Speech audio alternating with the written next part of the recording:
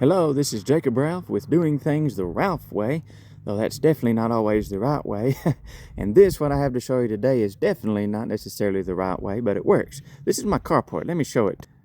It's just one of those canopy buildings, 10 by 20 canopies you get at Harbor Freight. They're rated better than the ones that you get at Tractor Supply from what I have seen.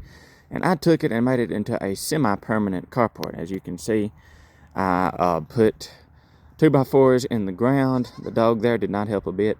I put 2x4s in the ground, a couple of feet I think, to be able to screw each of the posts to there, the metal posts.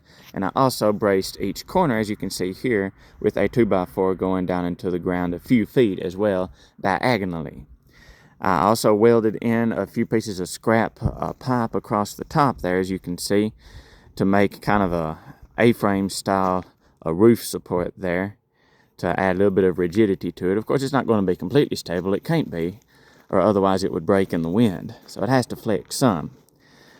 I connected the two together in that fashion with 2x4s at the top and used the same 2x4s on the ground to connect them to. There's only one diagonal brace on each end here.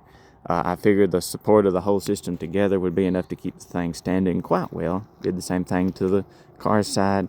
And then you have right there, and there's the other side of it as well. So that's doing something the Ralph way for sure, though it is definitely not technically the right way. Now I will say, as you can see here, we live in cut over timber. We've got a big ridge back behind us. We're facing towards the south about right now. And we've had a good view of the south wind ever since the timber has been cut.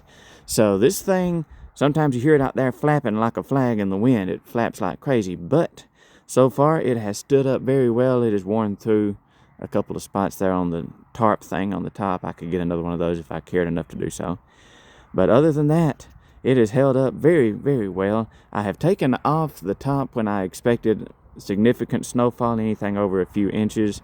And I know that's kind of counterintuitive to have a carport, but the rest of the time keeps the sun off of it. You can get in and out in the dry, not have to worry about getting soaking wet. And it cost me, out of pocket, I think around maybe $300 or so to build that. The chewed up asphalt on the ground, the asphalt millings, actually cost more than the carport did, if I remember correctly. So I'm glad it worked out this way. I could have a carport for relatively cheap. If you have some scrap lumber sitting around and can afford to buy the canopies at Harbor Freight, you can have one that way too.